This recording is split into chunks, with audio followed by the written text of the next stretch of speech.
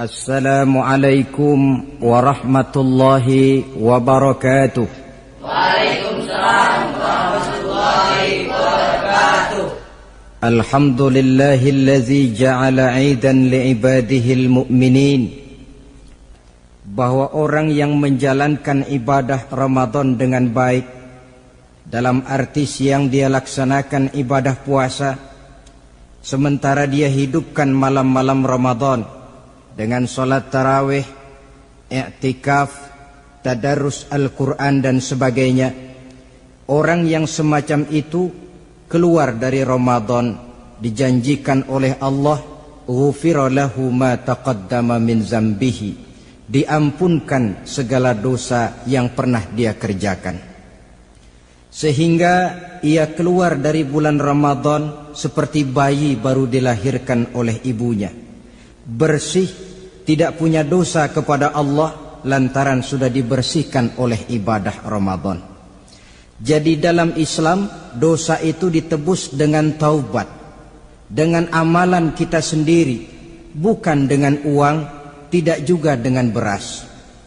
Saya percaya kalau dosa bisa ditebus dengan beras misalnya, barangkali Menteri Pertanian akan lebih dulu masuk surga. Kalau dosa bisa ditebus dengan uang, mungkin gubernur bank sentral atau para menteri keuangan akan menjadi penghuni surga nomor wahid. Dalam Islam dosa ditebus dengan taubat kepada Allah. Orang yang melaksanakan ibadah dengan baik di bulan Ramadan, keluar Ramadan masuk 1 Syawal seperti bayi baru dilahirkan oleh ibunya. Pantas dia mengucapkan minal aidin, semoga kami termasuk orang yang kembali kepada fitrah, suci, bersih. Dia rayakan hari itu, hari di mana dia kembali kepada kesucian. Itulah hakikat daripada Idul Fitri. Dengan kata lain, Idul Fitri ini tidak bisa dilepaskan kaitannya dengan ibadah Ramadan. Hanya oleh karena kita melaksanakan ibadah Ramadan, maka kita rayakan Idul Fitri. Dengan bahasa yang lebih langsung, sebenarnya yang berhak merayakan Idul Fitri mereka yang mengisi Ramadan dengan kegiatan ibadah. Saudara-saudara kaum muslimin yang berbahagia, lalu bagaimana prosesnya? Yang pertama, manakala datang senja akhir Ramadan, wajiblah kita mengeluarkan zakat fitrah. Sebab Rasulullah sallallahu alaihi wasallam bersabda, "Saumul 'abdi mu'allakun ma baina as-sama'i wal ardi hatta yu'addiya shadaqatal fitri." Sesungguhnya puasa seorang hamba bergantung antara langit dan bumi, yakni belum diterima oleh Allah sampai dia mengeluarkan zakat fitrahnya. Memang boleh mengeluarkan zakat fitrah itu sejak awal Ramadan. Itu waktu yang dibolehkan. Jadi saudara tidak mau sibuk, begitu 2 hari puasa lalu bayar zakat fitrah, boleh. Tetapi waktu yang wajib sejak terbenam matahari akhir Ramadan. Waktu yang terbaik untuk membayar zakat fitrah selesai sholat subuh sebelum orang berangkat melaksanakan sholat Idul Fitri. Waktu yang makruh setelah orang selesai sholat Idul Fitri lalu baru bayar zakat fitrah, makruh di situ.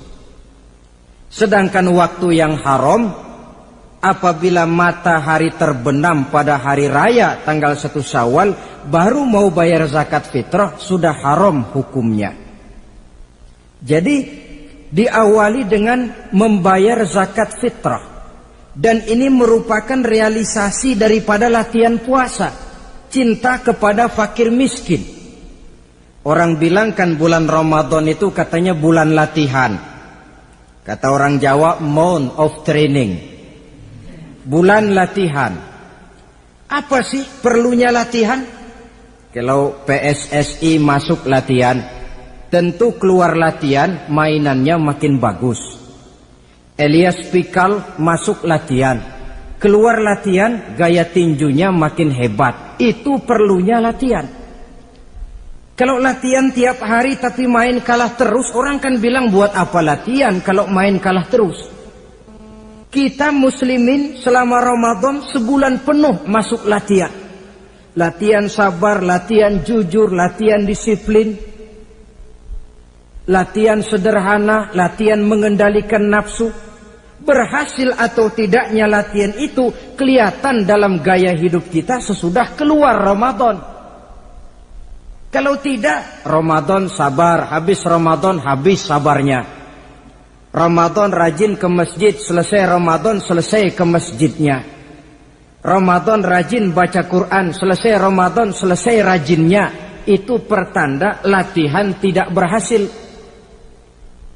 Maka salah satu latihan ini kita buktikan kecintaan kita kepada fakir miskin dengan kewajiban membayar zakat dan zakat fitrah. Ya Allah, sudah saya rasakan bagaimana tidak enaknya lapar dan haus. Sudah saya rasakan bagaimana tidak enaknya penderitaan orang-orang fakir dan miskin yang tiap hari kelaparan dan kehausan. Sebagai pertanda ya Allah, saya keluarkan zakat fitrah ini untuk orang-orang fakir dan miskin.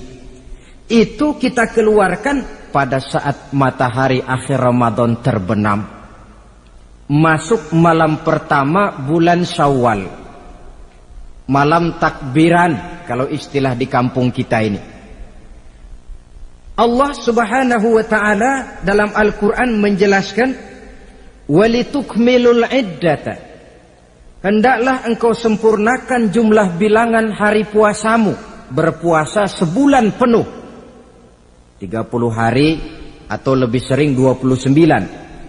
Bila sudah sempurna hari puasa itu, walitukabbirullah, hendaklah engkau agungkan Allah. Hendaklah engkau bertakbir. Oleh karena itu disunahkan menghidupkan malam 1 Syawal, malam hari raya Idul Fitri itu dengan memperbanyak takbir. Sejak matahari terbenam selesai sholat maghrib, kita kumandangkanlah kalimat takbir itu dari rumah ke rumah, dari surau ke surau, dari masjid ke masjid, dari kampung ke kampung, pertanda rasa syukur kita yang tiada terhingga kehadirat Allah Subhanahu wa taala, Tuhan yang Maha Esa dan Maha Kuasa.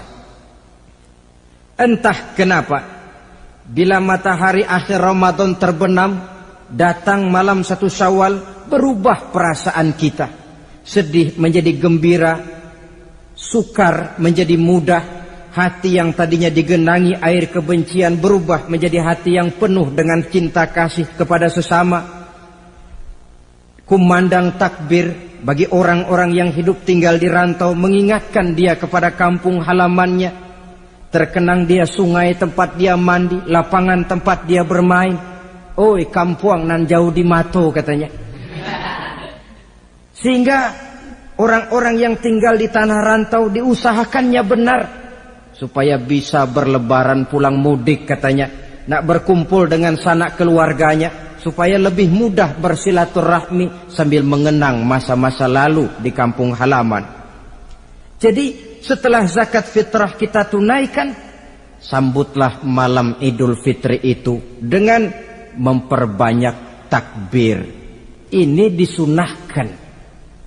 Menghidupkan malam lebaran dengan memperbanyak takbir. Bukan memperbanyak bakar petasan. Itu kan pekerjaan mubazir. Dan mubazir itu jelas perbuatan setan. Ada yang bilang katanya bakar petasan itu nambah syiar. Syiar macam mana datang dari petasan?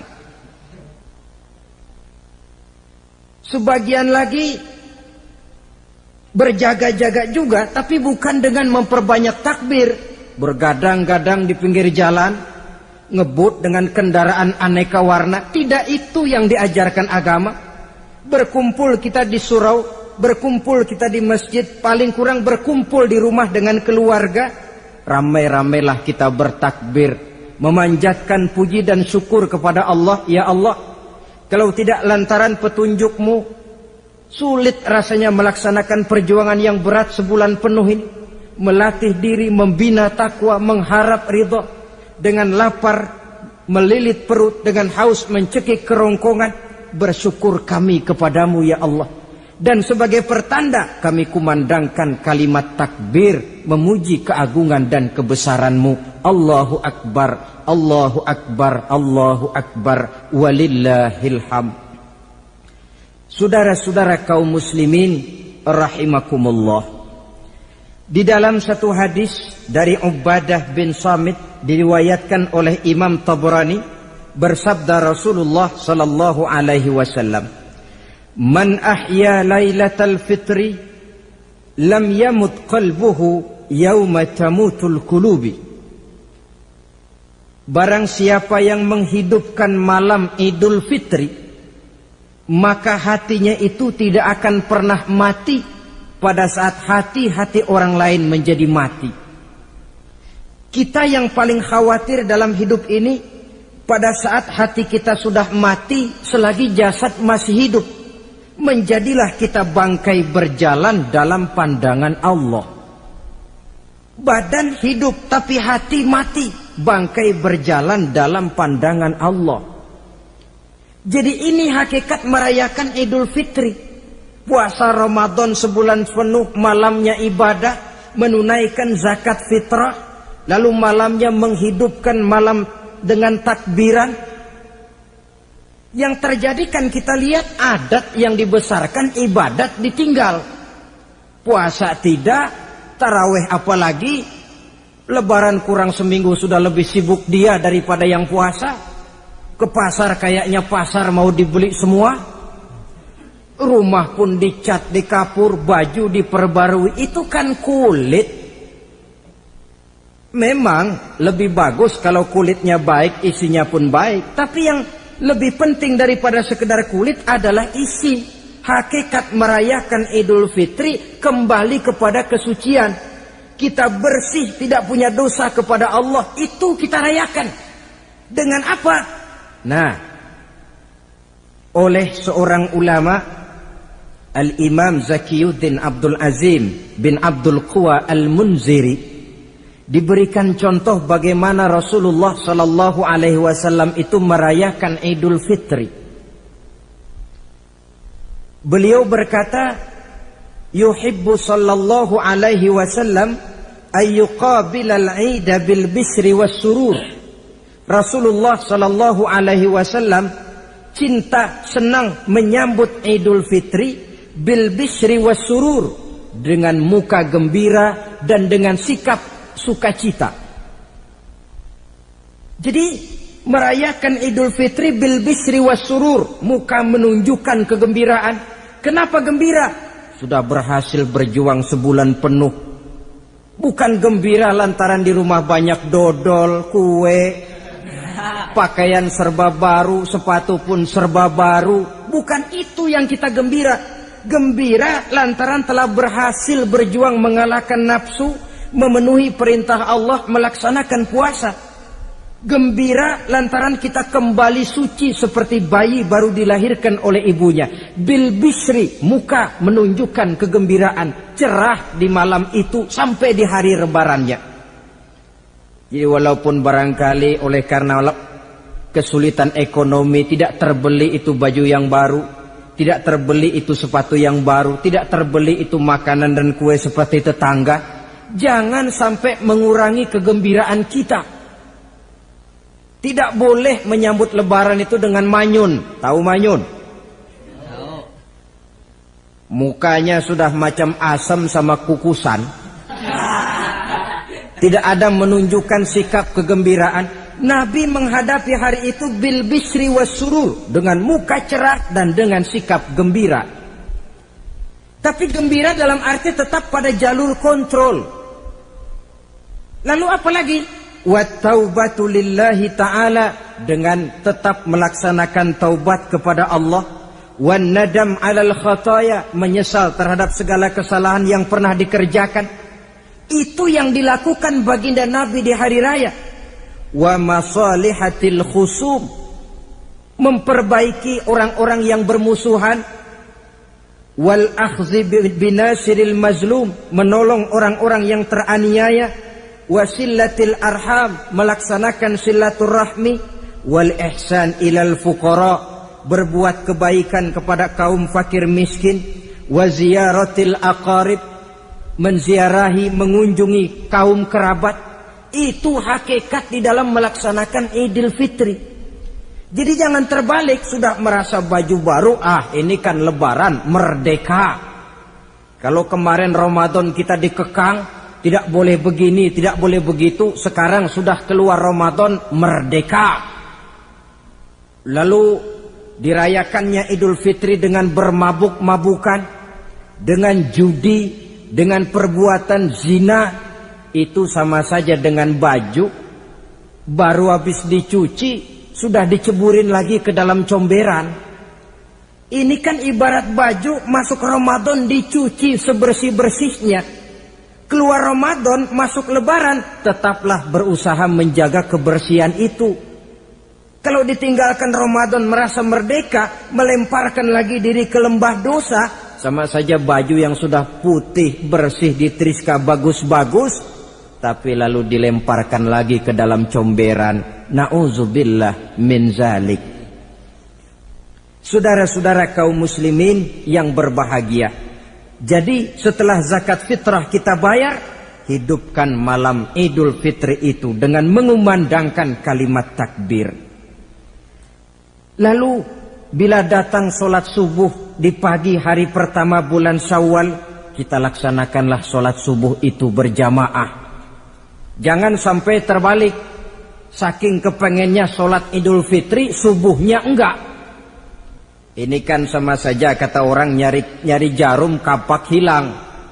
Tak membela yang sunnah, yang wajib disia-siakan. Sholat Idul Fitri itu sunnah saja hukumnya, sholat subuh wajib. Masakan yang wajib kita tinggalkan, lalu yang sunnah kita kejar-kejar? Terbalik tentunya.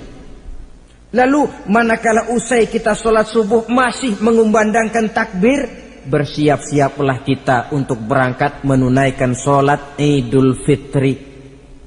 2 rakaat, lalu diiringi dengan khutbah hari raya Idul Fitri. 2 khutbah, seperti khutbah Jumat itu, khutbah pertama dan khutbah kedua. Kalau selesai melaksanakan sholat Idul Fitri, maka kembalilah kita ke rumah dengan suasana gembira. Untuk apa? Untuk berhalal bihalal. Istilahnya untuk berlebaran, saling meminta maaf. Kenapa? Dengan ibadah Ramadan, dosa kita kepada Allah insya Allah bersih. Tapi kan kita tidak cuma berbuat dosa kepada Allah, kita juga berbuat salah kepada sesama manusia. Dosa kepada Allah, taubat langsung kepadanya, sonder pakai calo. Tidak bisa saudara bikin dosa kepada Allah, datang ke rumah saya, Pak inilah saya kasih uang, tolong mintakan taubat saya kepada Allah. Ya tidak bisa. Dosa kepada Allah langsung bertaubat kepadanya. Tapi dosa kepada sesama manusia, Allah belum akan memberikan ampun kalau kita belum minta maaf kepada yang bersangkutan. Ini sulitnya. Kalau saudara dosa meninggalkan sholat, tobat kepada Allah. Tapi kalau dosa kepada sesama manusia, saudara mencuri sendal orang, cara taubatnya bagaimana? Pertama menyesal, kenapa mencuri? Yang kedua berjanji tidak akan mencuri lagi. Yang ketiga meninggalkan perbuatan mencuri. Dan yang keempat, sendal orang pulangin. Tidak bisa saudara mencuri sendal, Tuhan taubat, nggak lagi-lagi nyolong sendal, tapi sendal orang dibekap terus, nggak dipulang-pulangin, ya tidak termasuk taubat itu. Itulah sebabnya selesai sholat Idul Fitri, kita pun meminta maaf. Nah, siapa yang harus lebih utama kita mintakan maaf? Satu riwayat menjelaskan bahwa selesai sholat Idul Fitri, para sahabat mendengar Rasul mengucapkan amin sampai 3 kali. Amin, amin, amin. Heran para sahabat, ini Rasulullah tidak ada angin, tidak ada hujan, kenapa amin sampai 3 kali? Mereka pun bertanya, "Ya Rasul, tadi amin sampai 3 kali kenapa?" "Kalian tidak tahu?" "Tidak tahu ya Rasul." "Begini, tadi itu selesai sholat, turun malaikat Jibril kepada saya. Beliau berkata, 'Ya Muhammad, saya hendak berdoa kepada Allah. Maukah kau mengaminkan?' Silahkan Jibril, berdoalah, saya akan mengaminkan." Rasul berdoa, Nabi mengaminkan. Doanya berisi 3 macam permohonan, maka Rasul pun 3 kali mengucapkan amin. Logikanya, kalau sudah malaikat Jibril yang berdoa, lalu Rasul yang mengaminkan, apa iya doanya itu meleset? Apa isi doa malaikat Jibril? Yang pertama doa beliau, "Ya Allah, hari ini," 1 Syawal ketika itu, "saya mohon kepadamu, janganlah engkau terima puasa dan ibadahnya anak yang durhaka kepada kedua orang tuanya." Rasul di belakang, "Amin." Anak yang durhaka kepada ibu bapaknya. Ya Ramadan dia puasa di siang hari, malam dia taraweh, dia tadarus Al-Quran. Kalau sudah durhaka kepada ibu bapaknya, ibadahnya didoakan oleh malaikat Jibril, diaminkan oleh Rasul agar tidak diterima oleh Allah Subhanahu wa ta'ala. Sebab itu manakala usai sholat Idul Fitri, pulang kita ke rumah, bersimpuhlah kepada ibu bapak, meminta maafnya, meminta ridhonya. Ibu kita yang telah mengandungkan kita, melahirkan kita antara pilihan hidup dan mati. Bapak yang pergi pagi pulang sore, peras keringat banting tulang untuk mendidik dan membesarkan kita. Demi setelah kita yang anak ini jadi orang, kadang-kadang lupa kacang akan kulitnya. Bagaimanapun tinggi status sosial seorang anak, bagaimanapun banyak gelar di sandangnya, bagaimanapun kayanya dia, kalau sudah durhaka kepada kedua orang tuanya, alamat hidup tidak akan memperoleh keberkahan. Doa malaikat Jibril yang kedua, "Ya Allah, hari ini saya mohon kepadamu, jangan engkau terima puasa dan ibadahnya suami istri yang tidak saling memaafkan." Sebab itu seorang suami, seorang istri, selesai turun sholat Idul Fitri, hendaklah berlapang dada si suami memaafkan istrinya, meridhokannya. Si istri pun bersimpuh meminta maaf dan ridho suaminya. Istri yang durhaka kepada suaminya. Sebab itu tidak heran kalau Rasul dalam satu hadis pernah menjelaskan, "Ayyumam ra'atin matat wa zawjuha anha radin illa dakhalatil jannah." Kalau ada seorang perempuan meninggal dunia, suaminya ridho kepadanya, itu perempuan akan masuk surga. Ini artinya, kalau seorang perempuan meninggal, suaminya tidak ridho kepadanya, biar dia tukang sholat, biar dia ahli puasa, biar dia hadir di majelis taklim manapun, meninggal tidak diridhoi suaminya, pintu surga belum dibukakan sampai suaminya ridho kepadanya. Riwayat lain menjelaskan bahwa sepulang Isra dan Mi'raj, Rasul bercerita kepada para sahabat, "Saya dalam perjalanan Mi'raj itu diperlihatkan neraka." "Neraka ya Rasul?" "Iya." "Lalu bagaimana?" "Saya lihat isinya kok kebanyakan perempuan." "Perempuan?" "Heeh." "Laki bagaimana ya Rasul?" "Laki juga tidak sedikit." "Kenapa lebih banyak perempuan ya Rasul? Apa mereka tidak sholat?" "Sholat." "Tidak puasa barangkali?" "Mereka rajin puasa." "Tidak suka mengaji barangkali?" "Mungkin lebih rajin dia dari suaminya." "Lalu apa penyakitnya ya Rasul?" Beliau menjawab, "Hunna yakfurnal asir." Penyakit perempuan itu dimanapun, tidak pandai bersyukur, kurang rasa terima kasih kepada suaminya. Suaminya yang bertahun-tahun pergi pagi pulang sore, peras keringat banting tulang untuk menghidupi keluarga, sekali saja terselip berbuat salah, hilang jasanya yang bertahun-tahun itu. Cuma salahnya saja yang diingat. Ibarat kata pepatah, panas setahun, habis dibalas oleh hujan satu hari. Habis dibalas oleh hujan satu hari. Malaikat Jibril yang ketiga, ya Allah, hari ini saya mohon kepadamu, janganlah engkau terima puasa dan ibadahnya muslim yang tidak mau memaafkan sesama saudaranya muslim. Tugas kita adalah meminta maaf, tetapi memberi maaf lebih mulia, karena memang memberi maaf lebih sulit daripada meminta maaf. Oleh sebab itu momen hari raya Idul Fitri intinya adalah halal bihalal. Bukan lalu merasa merdeka sudah ditinggalkan oleh Ramadan, berbuat sesuka hati, yang laksana baju sudah dibersihkan tapi dibenamkan kembali ke dalam lumpur. Yang kita inginkan agar bersih hubungan kita dengan Allah dan baik juga hubungan kita kepada sesama manusia. Hadis yang kedua, pada suatu hari ketika kumpul dengan para sahabat, Rasul bertanya, "Atadruna manil muflis?" Saudara-saudara, tahu enggak siapa orang bangkrut, orang sial, orang yang tidak beruntung itu siapa? Pertanyaan yang menarik. Jawaban sahabat macam-macam. Ada yang bilang al-muflisu fina man la dirham lahu wala mata'.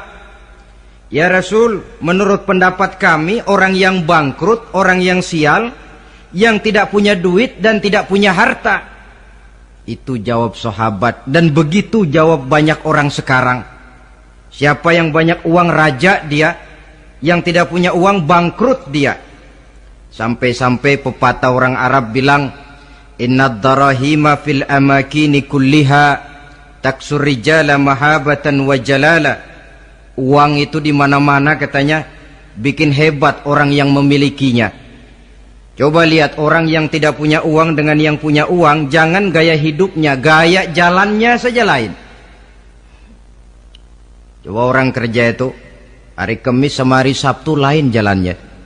Hari Kamis loyo, lesu, manyun.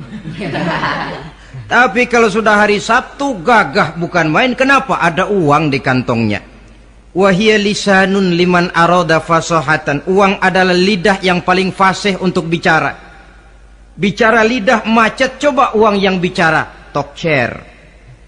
Wahia silahun liman arada qitalan. Uang juga senjata paling ampuh bagi orang yang mau maju ke medan perang. Tapi apa benar begitu?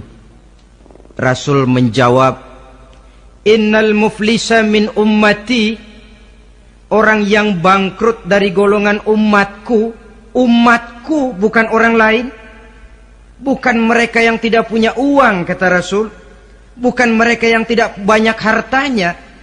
Orang yang bangkrut dari golongan umatku, may ya'ti yaumal qiyamah bi salatin wa siyamin wa zakatin. Orang yang di hari kiamat nanti datang menghadap Allah dengan membawa pahala solat. Sebab waktu di dunia dia tukang solat. Menghadap Allah dia setor, ya Allah ini pahala solat saya. Solat wajibnya, solat sunnah rawatib nawafilnya. Wasiyamin, pahala puasa juga dia bawa setor kepada Allah. Baik puasa wajib Ramadan, puasa sunnah Senin Kemis, puasa sunnah 6 hari di bulan Syawal.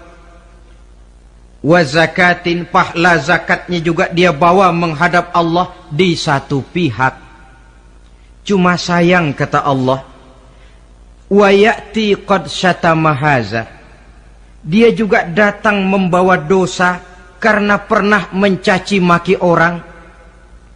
Wa qazafa haza, pernah memfitnah orang. Wa akala mala haza, pernah memakan harta orang dengan cara yang batil. Wa syafaka dama haza, mengalirkan darah orang tanpa alasan yang benar. Di satu pihak datang membawa pahala ibadah, di lain pihak datang menyandang dosa kepada manusia. Kalau ini yang terjadi, bagaimana nasib kita?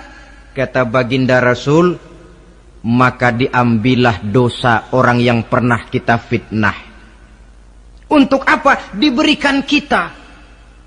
Sudah enak-enak, ya Allah, ini pahala solat saya. Tahu-tahu datang orang, sebentar ya Allah, orang ini waktu di dunia memang ahli solat, tapi saya tanpa salah pernah difitnah. Sakit hati saya, hancur nama baik saya lantaran ulahnya. Saya menuntut keadilan. Benar, orang ini pernah kau fitnah? Benar ya Allah. Kalau begitu pahala solatmu sini, kasihin orang yang kau fitnah. Habis pahala solat, datang lagi orang menagih, ya Allah, dia memang waktu di dunia ahli bayar zakat, tapi juga dia sering makan harta orang dengan cara yang batil. Benar? Benar ya Allah. Sini, pahala zakatmu berikan kepada orang yang hartanya kau makan dengan cara yang batil. Fa in faniyat hasanatuhu qabla ayyuqda ma alaihi. Kalau pahala kebaikannya sudah habis untuk nutup hutang dosa, sementara tagihan datang terus, ukhiza min khotoyahum, maka diambillah dosa orang-orang yang pernah kita fitnah, kita caci maki, kita zolimi, untuk diberikan kepada kita. Apa enggak bangkrut ini? Sudah pahala dipretelin, dosa dikasih lagi. Ibarat orang dagang, modal habis, tagihan utang datang terus. Apa pasalnya ini? Dia cuma baik kepada Allah.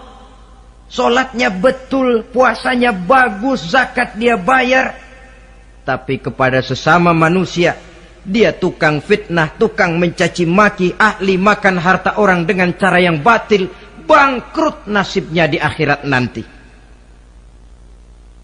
Maka keliru kalau momen Idul Fitri itu dimanfaatkan untuk sesuatu yang merusak arti kesucian, merusak arti fitrah. Mari kita dengarkan hadis dari Wahab bin Munabbah. Inna iblis alaihi la'nah yasihu fi kulli yaumi idin.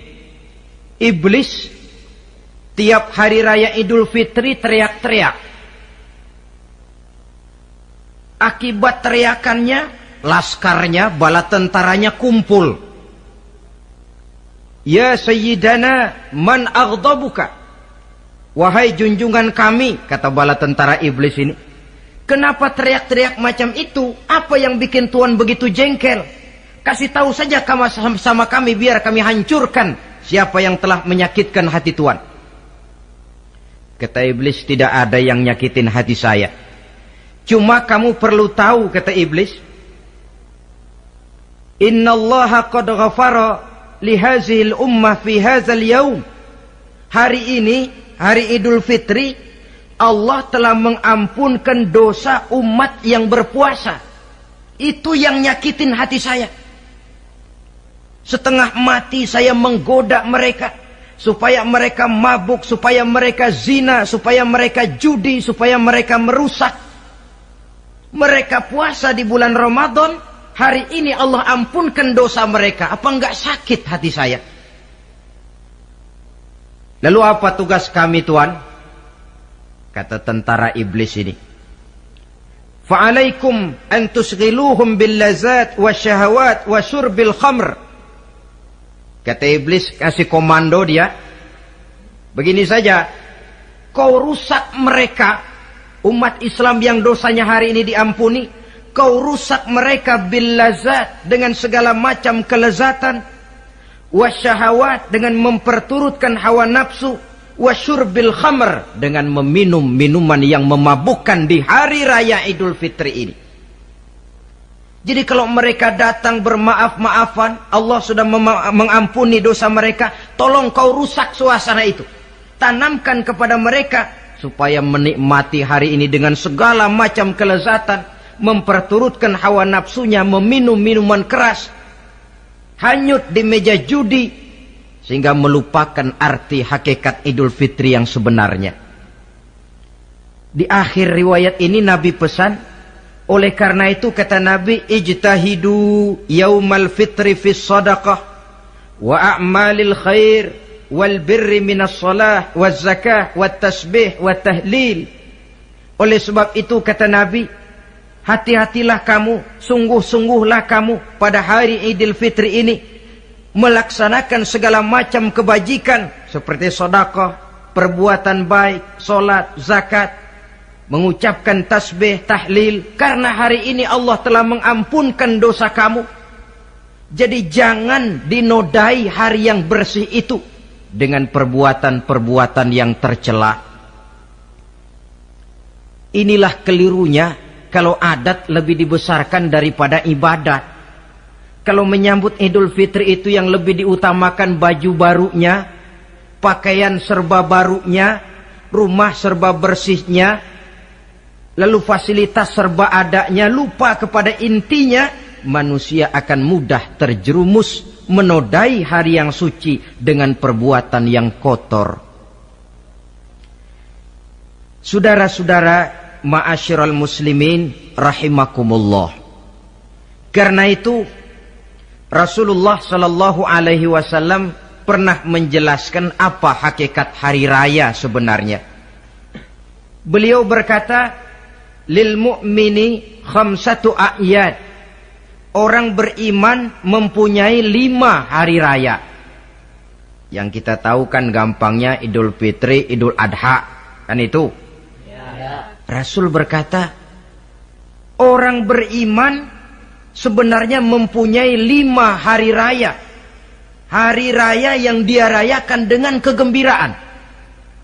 Kapan saja itu? Pertama, kullu yaumin yamurru 'alal mu'min wa la yuktabu 'alaihi zanbun. Setiap hari yang dilalui oleh seorang mukmin tanpa Allah menulis dosanya, itulah hari raya baginya.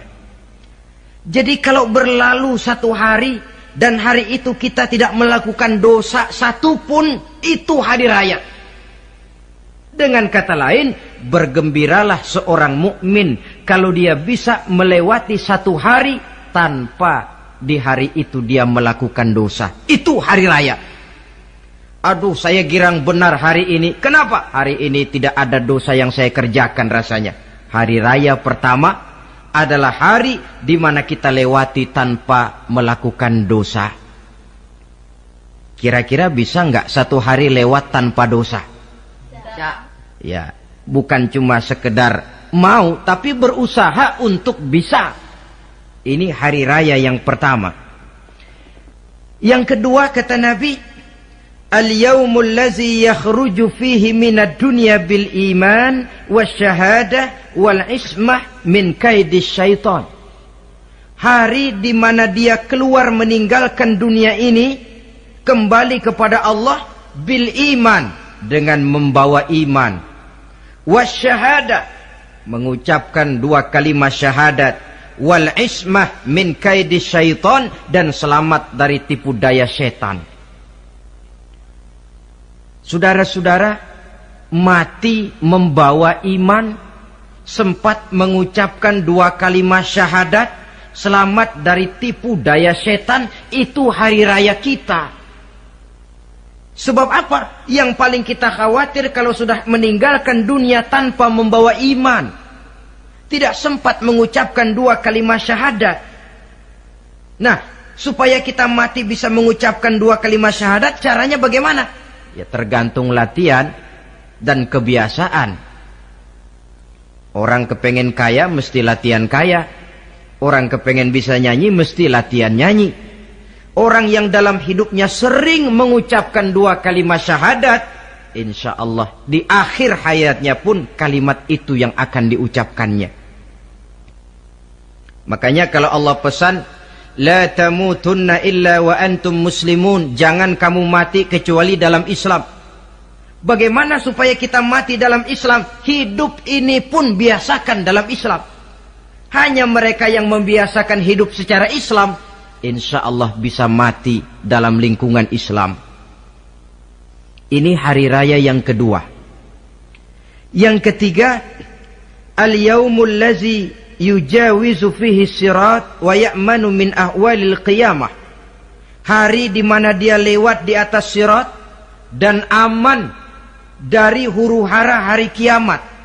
Lewat di atas sirat dengan selamat, itu hari raya yang membawa kegembiraan. Yang keempat, al-yaumul lazi yadkhulu fihil jannah wa ya'manu minal jahim. Hari di mana dia masuk ke dalam surga dan aman dari siksaan neraka.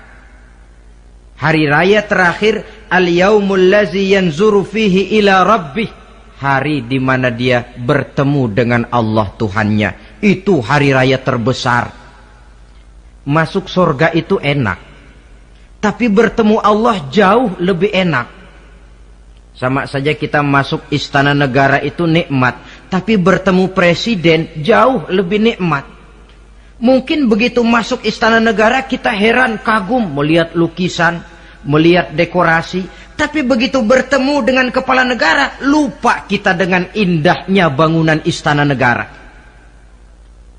Mungkin ketika masuk surga kita kagum, begitu luar biasa kenikmatannya. Ketika bertemu dengan Allah, hilang kenikmatan surga, tertutup oleh nikmatnya bertemu Allah.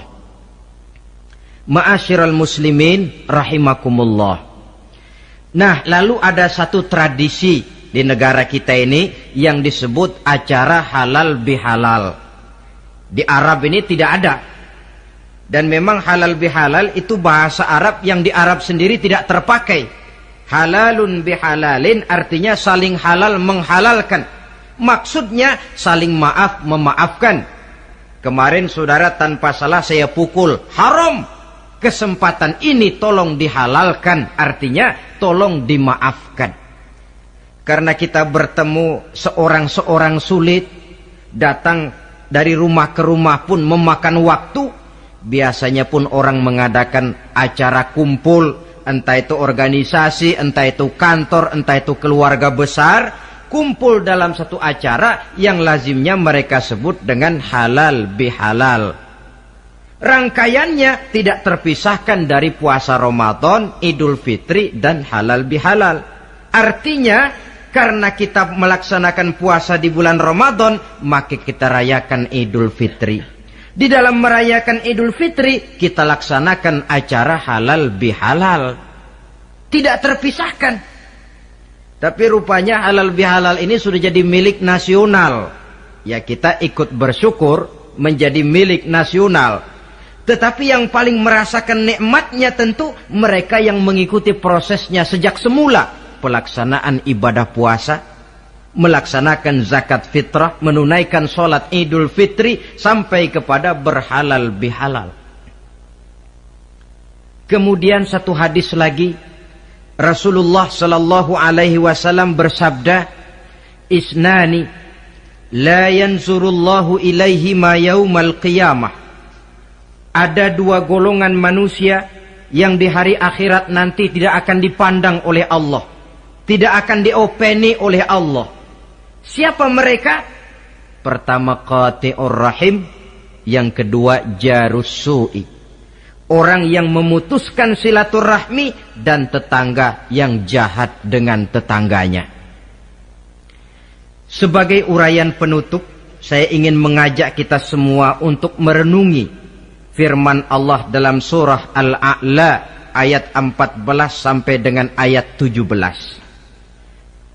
Qad aflaha man tazakka wa dzakara isma rabbih fasalla bal tu'thiruna al-hayata ad-dunya wal akhiratu khairu wa abqa. Qad aflaha man tazakka, sungguh telah beruntunglah orang-orang yang membersihkan dirinya. Ada yang mentafsirkan sungguh beruntung orang-orang yang telah menunaikan zakatnya. Sebab apa? Diri, jiwa, ini kan bukan milik kita. Milik Allah. Kita ini cuma hak pakai. Seperti saudara, saudara ini baju saya. Saudara punya hak pakai. Kalau waktu saya ambil baju itu kotor, tentu marah saya sebagai pemiliknya. Tetapi ketika saya ambil baju itu memang bersih, terpelihara dengan baik, senang hati saya. Qad aflaha man tazakka. Sungguh telah beruntung orang-orang yang membersihkan jiwanya. Dia puasa di bulan Ramadan, malamnya dia tarawih, zakat fitrah pun dia bayar. Wa dzakara isma rabbih, lalu dia menyebut nama Tuhannya dengan mengumandangkan takbir, bersahut-sahutan di malam hari raya Idul Fitri itu. Fasalla, lalu dia laksanakan solat Idul Fitri. Lalu apa? Bal tu'sirunal hayatad dunya. Tapi mengapa kamu lebih memilih gemerlapnya dunia? Melupakan inti, melupakan isi dengan mengambil kulit. Merayakan Idul Fitri dengan lupa diri, lupa daratan, bermabuk-mabukan, tenggelam di meja judi, hanyut di lembah zina. Bal tu'sirunal hayatad dunya, kau utamakan megahnya dunia, kau kejar gemerlapnya dunia, kau lupa hakikat Idul Fitri itu. Wal akhiratu khairun wa abqa, padahal akhirat itu lebih baik dan lebih kekal bagi kamu. Dunia yang segala kemampuan yang ada kita kerahkan untuk mengejarnya merupakan kenikmatan yang kalau ketimbang kenikmatan akhirat, berapalah lamanya. Umur orang sekarang paling panjang 80 tahun. Jarang yang sampai 100. Jadi kalau Nabi mengatakan ad-dunya sijnul mu'min wa jannatul kafir, dunia adalah penjara bagi orang mukmin dan surga bagi orang kafir, itu betul. Yang salah kadang-kadang hadis ini digunakan sebagai senjata untuk menghantam orang Islam menjadi lemah. Dunia penjara bagi orang mukmin. Apanya yang dipenjara? Nafsunya. Dalam kehidupan di dunia ini, seorang mukmin tidak bebas memperturutkan hawa nafsunya, dipenjara nafsunya. Wa jannatul kafir, tapi dunia ini surga bagi orang kafir. Tidak lagi merupakan penjara, dia bebas memperturutkan hawa nafsunya. Dilarang tidak terlarang, dicegah pun tidak tercegah. Kalau habislah dunia, habislah sudah surganya sampai di situ. Bila datang ajal, selesailah sudah kesenangannya sampai di situ. Saudara-saudara, ma'asyiral muslimin rahimakumullah. Oleh karena itu, janganlah di dalam merayakan Idul Fitri ini kita mengutamakan kulit dengan melepaskan isinya. Hari raya fitrah, hari raya kesucian yang seharusnya dirayakan dalam suasana kesucian, jangan dinodai dengan perbuatan-perbuatan kotor yang akan mengundang dosa di dalam kehidupan kita.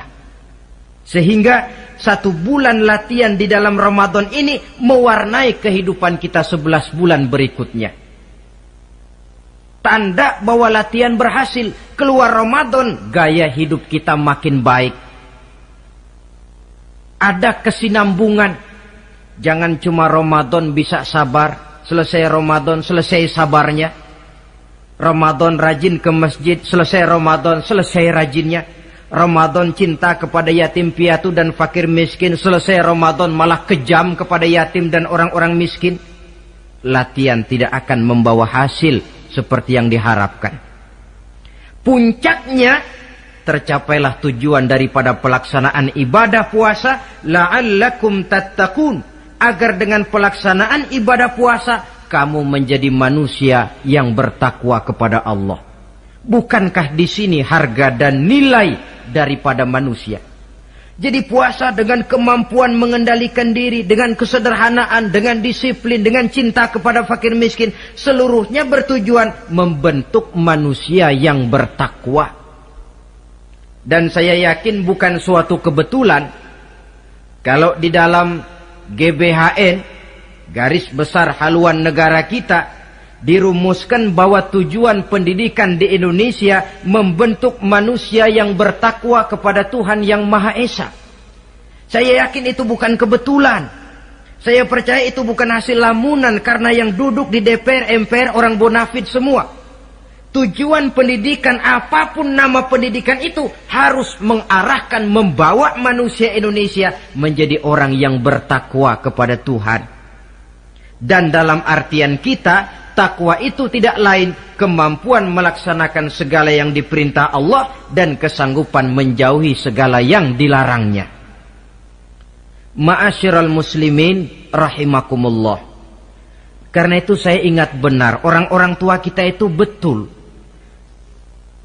Kalau dia berlebaran, dia bawa anaknya yang kecil-kecil itu ke rumah keluarga, sanak familinya, diperkenalkan. Ini bibimu, yang itu pamanmu, sebelah sana tuh kakekmu. Apa yang kita ingat di waktu kecil akan tertanam sampai kita besar. Istilahnya tidak kehilangan obor.